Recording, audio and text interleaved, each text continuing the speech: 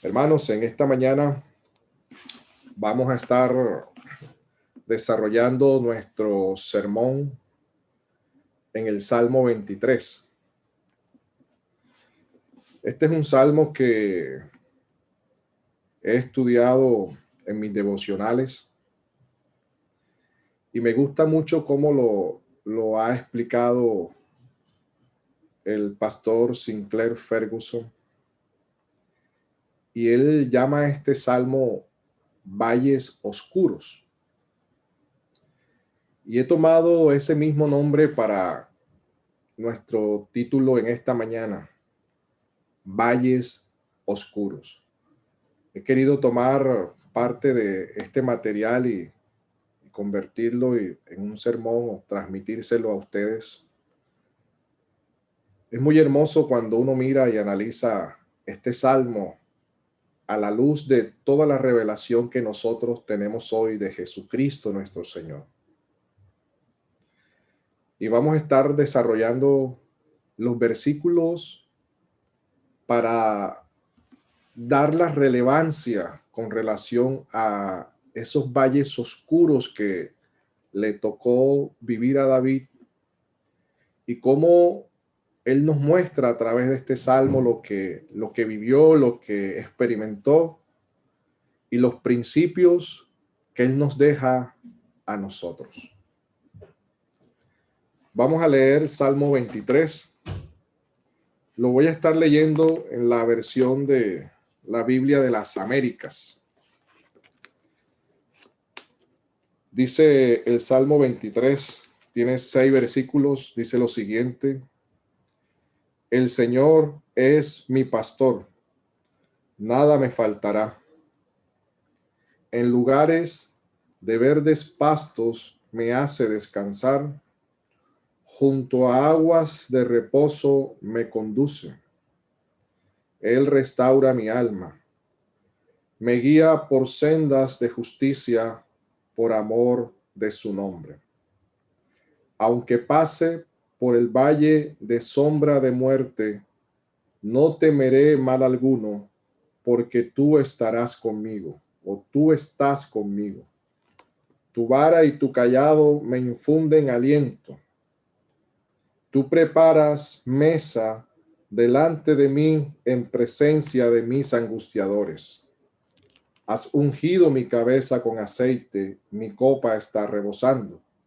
Ciertamente el bien y la misericordia me seguirán todos los días de mi vida, y en la casa del Señor moraré por largos días. Con relación a este valle de sombras, de muerte, Charles Spurgeon, en su exposición de este salmo, él describe el paisaje topográfico, la forma geográfica, climática, física del valle de sombra de muerte. Dice que el valle de sombra de muerte existe y es un lugar situado al sur de Jericó. Durante muchos años se creía que esta figura del valle de sombra de muerte era simplemente un concepto alegórico utilizado por David para referirse a la muerte física. Sin embargo, hoy sabemos que existe entre Jericó y el Mar Muerto un paso estrecho entre montañas conocido como el Valle de Sombra de Muerte.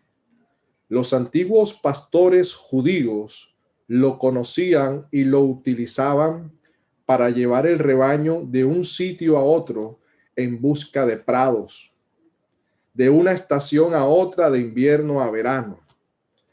Se encuentra situado al sur de Jericó en dirección al Mar Muerto y tiene unos 7,5 kilómetros de largo.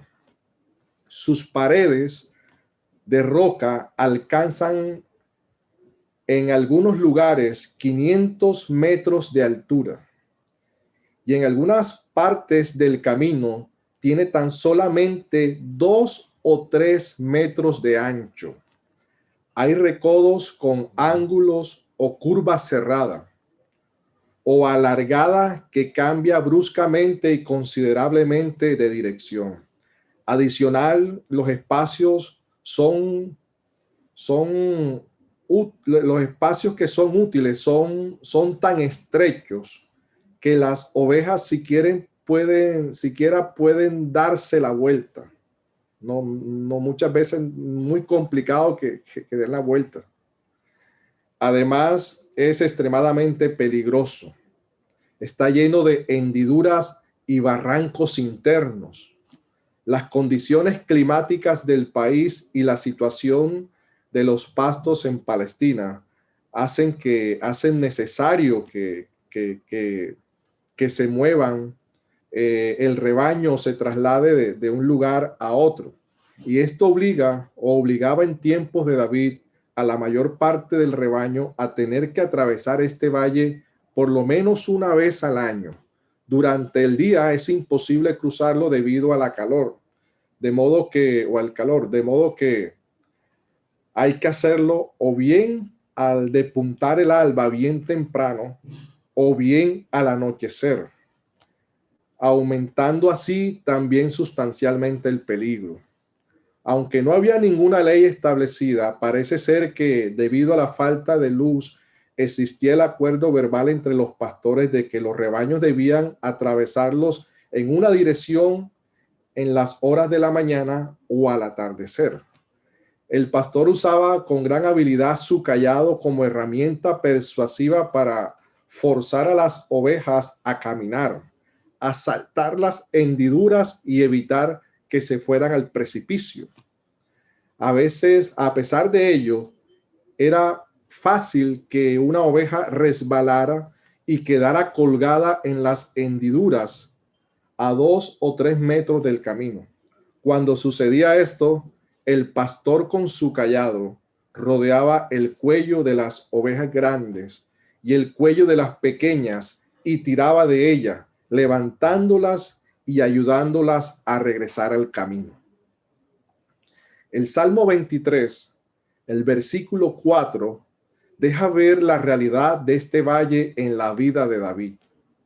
Aunque ande en valle de sombra de muerte, no temeré mal alguno, porque tú estarás conmigo.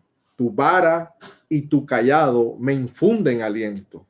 A través de esa introducción que acabamos de hacer, podemos entender mucho mejor este versículo 4 a lo que David se estaba refiriendo y cómo él ilustra toda esta realidad con relación al texto que acabamos de leer del versículo 4.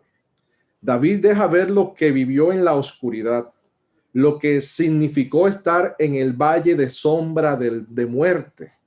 Normalmente asociamos estas palabras al valle del luto, la muerte, siendo este el valle más oscuro, el que más miedo da entrar, un valle de profunda oscuridad. Todas las personas enfrentan este valle tarde que temprano. Y el cristiano no es la excepción, pero lo enfrenta de forma diferente. El creyente, cuando le llega la hora de morir, no entra en pánico, no le invade el miedo y la inseguridad de lo que será el más allá. No se estremece. El creyente no se le aceleran las pulsaciones, no corre como si estuviera alarmado, no se muestra confuso y avergonzado, no acelera repentinamente su paso, sino que tranquilamente y con toda la calma camina pausadamente de la mano de Dios al encuentro con su glorioso Salvador. En un mundo lleno de valles oscuros y de la presencia de enemigos, David deja ver que su punto de partida no son tanto las ovejas ni el oficio del pastor, sino la palabra de Dios, las escrituras. Él comienza el salmo diciendo, el Señor es mi pastor.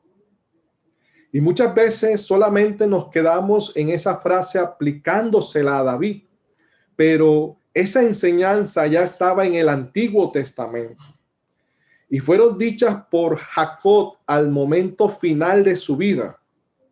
El peregrinaje de este patriarca no fue fácil. Si usted lee la vida de Jacob, fue una vida dura, difícil, de duro trabajo, intenso calor en el día y duro frío en la noche cuando trabajaba para su suegro Labán. Fuera de todos los conflictos familiares que vivió Jacob, pero al final de su vida dijo en Génesis 48:15, la parte final de este texto, dice, el Dios que ha sido mi pastor todos estos días, o el Dios que ha sido mi pastor toda mi vida hasta este día. Esto está en versión de las Américas. Este hombre fue un hombre que había andado por valles oscuros, representado en lo moral, lo espiritual, lo emocional y físicamente. En el Salmo 23, David está diciendo, yo también he participado de las experiencias de Jacob. Yo también he vagado en la oscuridad. Lo que él descubrió, yo también lo he descubierto. El Señor es mi pastor. David puede mirar cara a cara la peor de todas las posibles situaciones y decir, aunque ande en valle de sombra de muerte, no temeré mal alguno porque tú estás conmigo. Se da cuenta de que si el Señor le pastorea a través del valle más oscuro, entonces en todos los demás valles de la vida, la presencia del Señor y su poder estarán para sostenerle. La raíz de muchos de los males, por no decir de todos los males, la raíz de todos los temores es el temor a la muerte. Pero si sabes que el Señor está contigo, entonces andarás seguro de que nunca te desamparará, ni te dejará. Y podrás decir como el apóstol Pablo, estoy seguro que ni la muerte nos podrá separar del amor de Dios que es en Cristo Jesús, Señor nuestro. El poder del pastor puede librarnos de nuestro temor y puede librarnos porque Él está con nosotros. Tú estarás conmigo, tu vara y tu cayado me infunden aliento. El pastor utiliza el cayado que tiene en su mano para trabajar con las ovejas y en este sentido trabajar de dos formas, dirigiéndolas, volviéndolas a traer y disciplinando. Pero también usa su cayado y lo tiene listo para defenderlas cuando se les ataque. Las ovejas miran ambas cosas para acordarse de que el Señor las protege. David había experimentado a menudo la presencia del Señor como su pastor, protegiéndole y salvándole. Sin embargo, hermanos, ni siquiera la visión tan clara que tuvo David de Dios se puede comparar con la revelación del Señor como pastor que usted y yo tenemos hoy. El Señor Jesucristo en el Nuevo Testamento se reveló como el buen pastor. Yo soy el buen pastor. El buen pastor su vida da por sus ovejas. O el mismo Juan escribió en Apocalipsis 7:17. porque el Cordero que está en medio del trono los pastoreará y los guiará a fuentes de agua de vida, y Dios se enjugará toda lágrima de los ojos de ellos. David solo pudo vislumbrar, no tenía la revelación completa que nosotros la vemos hoy con toda claridad. Y por ello nuestra confianza en el pastor de pastores, nuestro Señor de señores, el Señor Jesucristo, es superior a cualquier dificultad que enfrentemos. El mismo Señor ha dicho, nunca te dejaré ni te desampararé. De manera que ahora nosotros podemos decir confiadamente, el Señor es el que me ayuda. No temeré. ¿Qué podrá hacerme el hombre? Y si Dios es con nosotros, ¿quién contra nosotros? Nuestro peor y gran enemigo, la muerte, ha sido derrotada, destrozada. Su poder lo ha quebrantado la victoriosa resurrección de nuestro amado Señor.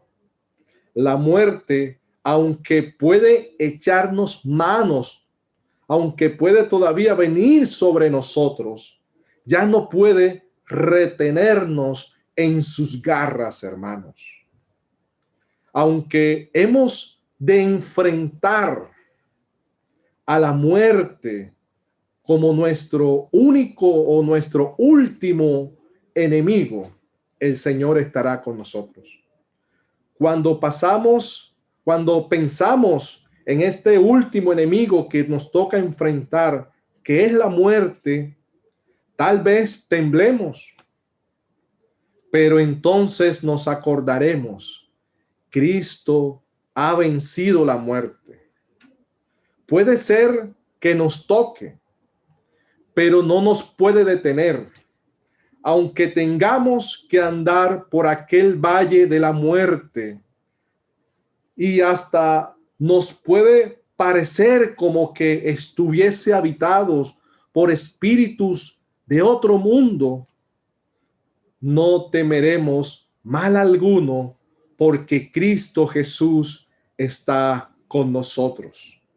La vara y el cayado de Cristo son su cruz y su palabra.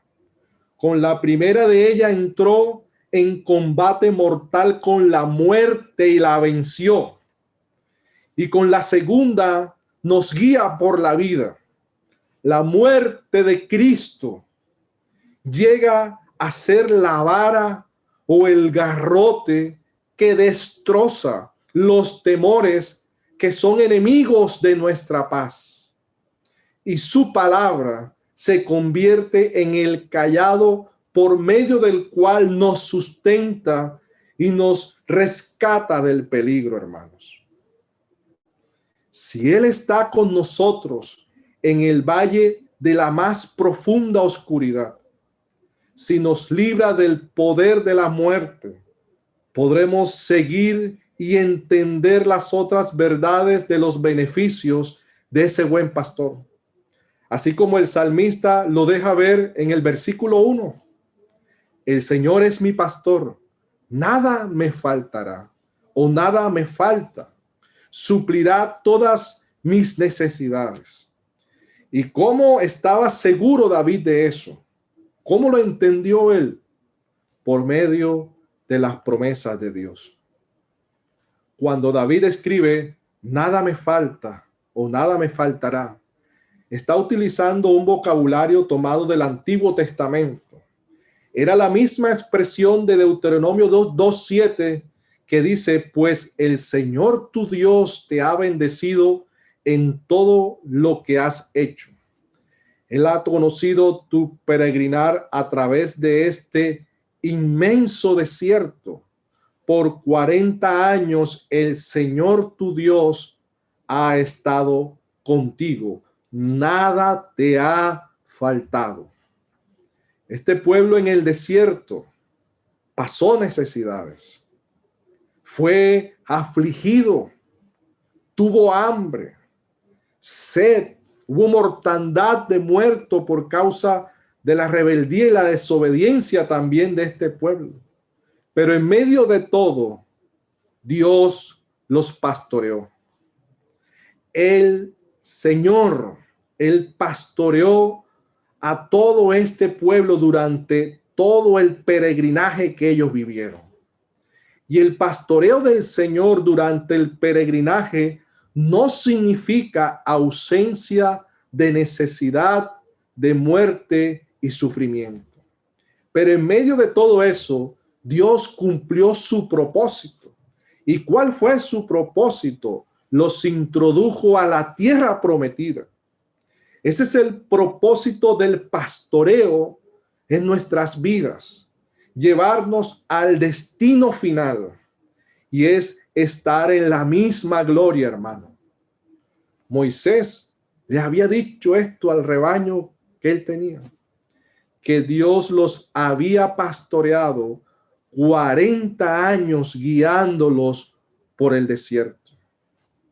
Si el Señor, hermano, había provisto así para una multitud tan grande de su pueblo en el desierto, algunos calculan que eran más o menos unos 3 millones de personas.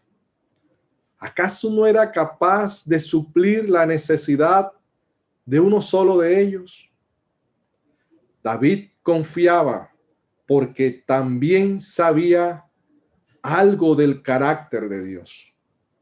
El Señor Jesús nos ayuda a entender lo que estaba en la mente de David cuando dice las características del buen pastor. 1, que conoce sus ovejas. 2, que le importan sus ovejas. Si el Señor ha ido tan lejos para librarnos de la muerte con su propia vida, puede estar seguro que le importo. Las heridas en sus manos y en su costado son evidencias suficientes de su amor. Puede que estemos en situaciones como cuando los discípulos en medio de la tormenta en el mar de Galilea le dicen al Señor en forma de pregunta: ¿no tienes cuidado que perecemos? Juan 4:38. Pero no puedes fijar tu mirada en la cruz sin saber que Él tiene cuidado de ti por encima de lo que las palabras puedan expresar. Si murió por ti, ¿cómo puedes dudar de que tiene cuidado de ti, mi hermano? Que tiene cuidado de mí. Sea lo que fuera que él mande, eso me traerá lo que realmente necesito. Sea lo que fuera que yo necesite, Él lo proveerá. Y sea lo que fuera que Él provee o que Él provea, viene añadido con la aprobación de unas manos atravesadas con clavos y un costado con una lanza y unos pies atravesados por los clavos. El Salmo 23 está lleno de sombras. David anda por un valle de sombras profundas y oscuras. Pero hay una sombra también detrás de estas palabras. Dice el versículo 3: confortará mi alma, me guiará por senda de justicia por amor a su nombre. Confortar es restaurar. Así también lo traduce la Biblia de las Américas. Él restaurará mi alma. Tal vez, hermanos, los pecados y los fracasos de David fuesen conocidos tan públicamente para cuando escribió el Salmo 23. El verbo restaurar es a la vez una de las palabras del Antiguo Testamento para arrepentirse. No obstante, Aquí la ilustración es ampliada al pastor que en el versículo 2 lleva sus ovejas a delicados pastos y junto a aguas de reposo con el fin de hacerlas descansar y de restaurar. Aquí hay más de una mera palabra de perdón. Hay un trato continuo, prolongado de gracia. David escribe lo siguiente en el Salmo 25, versos del 6 al 8. Acuérdate, oh Señor, de tu compasión y de tu misericordia, que son eternas. No te acuerdes de los pecados de mi juventud, ni de mis transgresiones. Acuérdate de mí conforme a tu misericordia, por tu bondad, oh Señor. Bueno y recto es el Señor, por tanto, Él muestra a los pecadores el camino. Así es con muchos de nosotros, hermanos. De modo inexplicable, mientras procuramos vivir para Cristo, encontramos avivadas en nuestros recuerdos la memoria de pecados pasados, la vergüenza de culpa pasada, incidentes desde hace mucho tiempo, olvidados, vuelven nuevamente. Aún los cometidos en el cristianismo de los cuales nos hemos arrepentido. Se nos incendia la mente, la paz y el gozo, la alabanza y el testimonio quedan paralizados. El pastor y teólogo escocés Samuel Rutherford dijo lo siguiente: las antiguas cenizas de sus pecados se convertían en un nuevo fuego de dolor. Para él es como si alguien hubiera penetrado en nuestras memorias con unas flechas ardientes. De cierta manera, así lo deja ver el apóstol Pablo cuando escribe de los dardos de fuego del maligno, los cuales son terriblemente alarmantes y espiritualmente destructivos. David tomó el escudo de la fe y dijo: el Señor restaura mi alma, me baña en su perdón, me refresca con la certeza de su gracia. Cristo no vino a nosotros de manera solamente meramente formal. Viene para sostenernos y restaurarnos con su gracia. Y se alegra en eso. Así lo deja ver Lucas en la parábola de la oveja perdida, en el capítulo 15, verso 6. La parte final, cuando el mismo Señor dice: gozaos conmigo, porque he encontrado mi oveja que se había perdido. El gozo del pastor es literal en ese asunto. Cristo se goza, hermano. Cristo se goza de habernos encontrado. Y en ese encuentro nos guía por sendas de justicia por amor a su nombre. Una nueva dirección, sendas de justicia. Significa que debemos conformarnos a su palabra. Y es por amor a su nombre.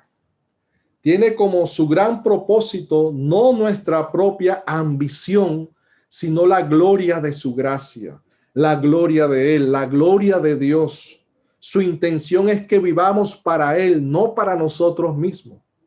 Por todos murió, para que los que vivan ya no vivan para sí, sino para aquel que murió y resucitó por ellos. Él nos enseña, el Señor nos protege en su gracia divina.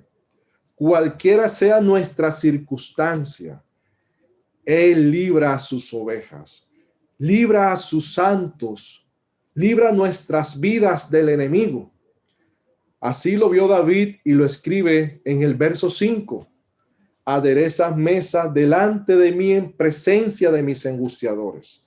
La Biblia de las Américas lo traduce como: tú preparas mesas delante o en presencia de mis enemigos. Hermanos, si ningún pastor normal coloca a su rebaño en lugares infectados de lobos. Pero este pastor no es cualquiera. Las ovejas están juntas alrededor del pastor. Oyen los lobos aullando, amenazando.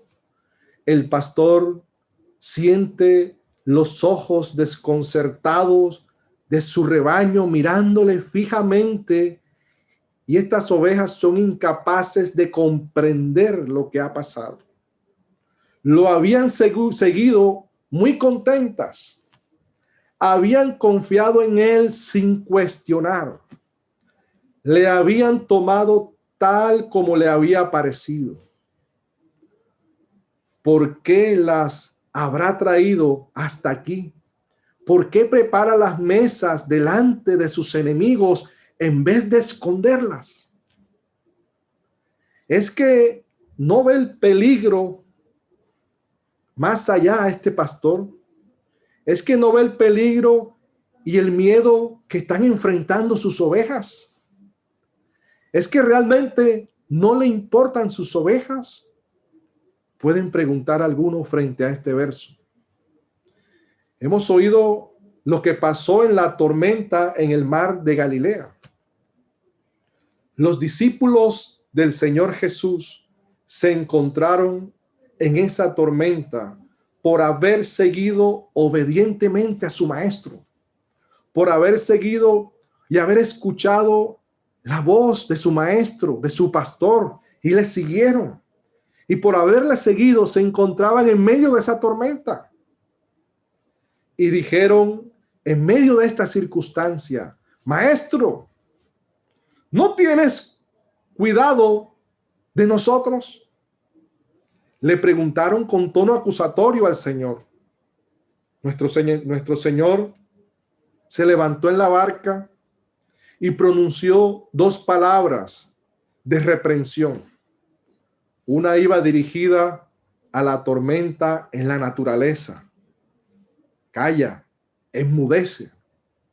La otra era para la tormenta en el corazón de los discípulos.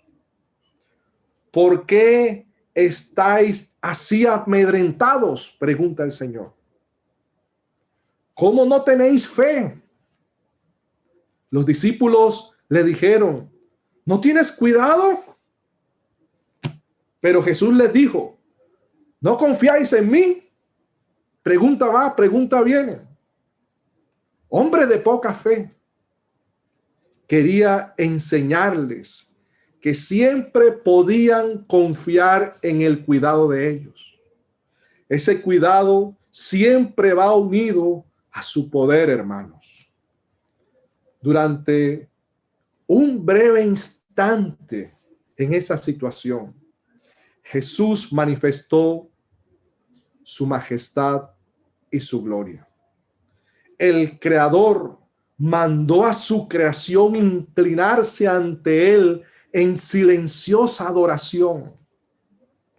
De seguro, hermanos, como usted y yo nos podemos identificar en estos discípulos, de seguro sus discípulos, ¿saben qué? Hubiesen preferido evitar tal experiencia que vivieron en la tormenta.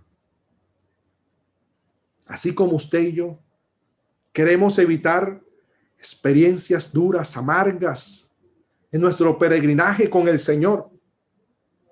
Así como los discípulos, quizás sus discípulos preferían evitar tal experiencia, pero, hermanos, estos discípulos hubieran quedado empobrecidos espiritualmente si se hubieran negado a acompañar al Señor en la barca. En ese caso, nunca, pero nunca hubieran estado del todo seguros hasta qué punto era soberano el control del Señor, hermanos. Ahora, sin embargo, después de atravesar todo eso, ahora lo sabían, ahora lo entendían, habían experimentado, habían visto el poder de su pastor cuidándolo en medio de esa tormenta. Y eso les sirvió más adelante. Más tarde, Pedro tuvo que afrontar una crisis más grande. Fue arrestado por predicar a Cristo. Pedro había dicho anteriormente en la barca: ¿por qué duermes? ¿Por qué duermes, Señor?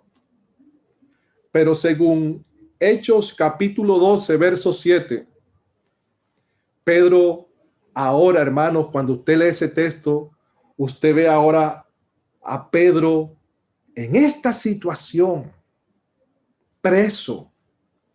Pedro está tranquilo, durmiendo en la cárcel. Y un ángel del Señor se le aparece y lo libera de la cárcel. Hermano, Pedro ahora dormía tranquilo, confiado en medio de la dificultad que estaba pasando. Pedro había aprendido que podía confiar en su Salvador. Estaba dormido como un niño, pero hermano, estaba seguro en la presencia de su pastor, en la presencia de su Señor. Cualquiera que sean las pruebas por las que el Señor nos permita pasar, su propósito es mostrarnos su presencia y su gloria de una manera que de otro modo no podríamos aprender, hermanos. No podríamos aprender de otro modo, sino en medio de eso. Él sabe, nuestro Señor sabe que Él puede guardarnos. Pero aquí no vale solo la teoría, hermanos. El Señor también quiere que nosotros sepamos que Él puede guardarnos. El Señor sabe que puede guardarnos, pero quiere que lo sepamos también nosotros, hermanos. Dios probó al pueblo de Israel en el desierto para que ellos supieran lo que había en su corazón. ¿Qué hay en tu corazón en este momento?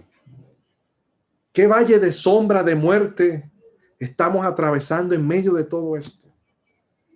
¿Qué está aflorando en tu corazón frente a todo esto? ¿Aflora la confianza en Cristo?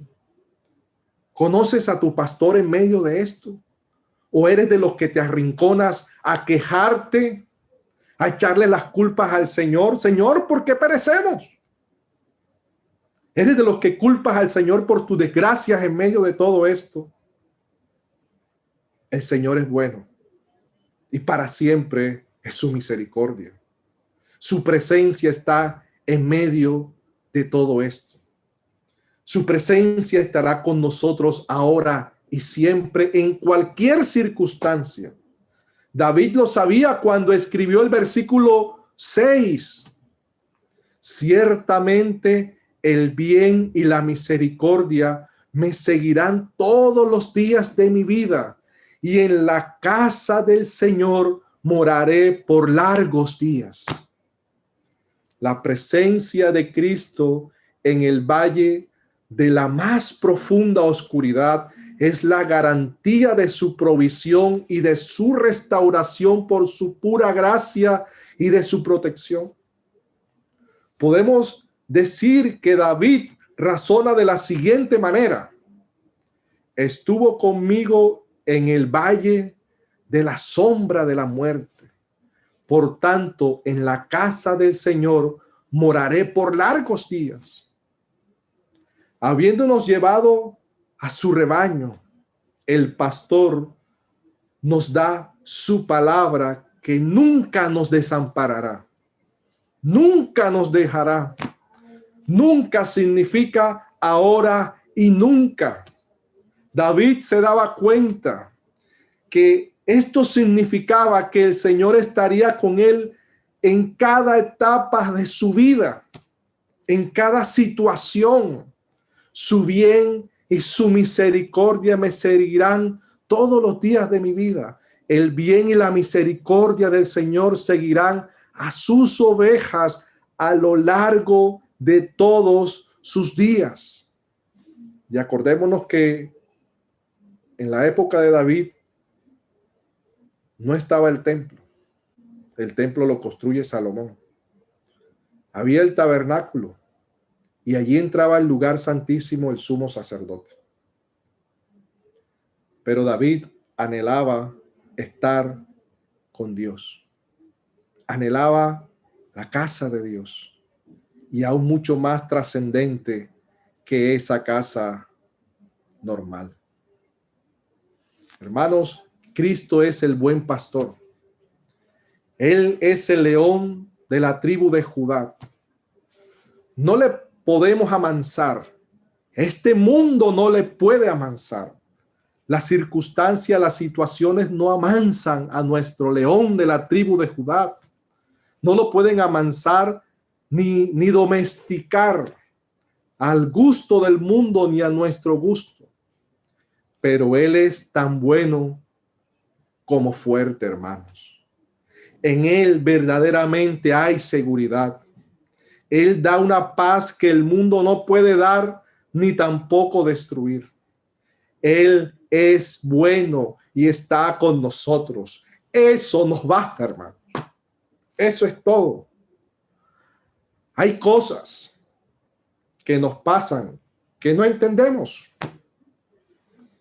Hay cosas que a nuestra lógica no deben ni pueden pasarnos si Cristo está con nosotros. Pero Cristo ciertamente está con nosotros, independientemente de la situación. Hermanos, el fin de su pastoreo en nuestro peregrinaje es Cristo y la vida eterna. No es más nada. No es lo que podamos vivir aquí, lo que tengamos, lo que no tengamos, lo que nos falte, lo que no nos falte, hermanos. El fin del pastoreo, del peregrinaje del Señor en esta tierra para nuestras vidas es Él y la vida eterna, es su gloria. Me gusta algo como el pastor Sinclair Ferguson comenta la siguiente historia. El primer médico que murió del virus del SIDA en el Reino Unido fue un joven creyente. Fue un joven creyente, hermanos. Y dice que había contraído el virus mientras hacía investigaciones médicas en Zimbabue. Durante los últimos días de su vida, falló su capacidad para comunicarse. Luchó con crecientes dificultades para expresar sus pensamientos a su mujer. Hermano, un joven cristiano, un joven creyente que estaba haciendo investigación, fue el primer médico en haber sido infectado con SIDA en medio de una investigación. En una ocasión, la mujer, su esposa, ella luchaba con creciente dificultad para expresar o para entender los pensamientos, perdón, el médico luchaba con creciente dificultad para expresar sus pensamientos a su mujer. Dice que en una ocasión ella simplemente no podía entender su mensaje, el mensaje del esposo. Entonces, él escribió en un blog de nota la letra J. Su mujer repasó su diccionario mentalmente diciendo varias palabras que comenzaban con la letra J, pero no era ninguna de ellas. Luego ella dijo, Jesús. Sí, esa era la palabra. Jesús estaba con ellos. Y eso era lo único que ellos necesitaban saber. Eso siempre basta, hermanos. Jesús con nosotros. Jesucristo es suficiente para el creyente. No necesitamos más nada, solo a Cristo Jesús, nuestro buen pastor. Amén.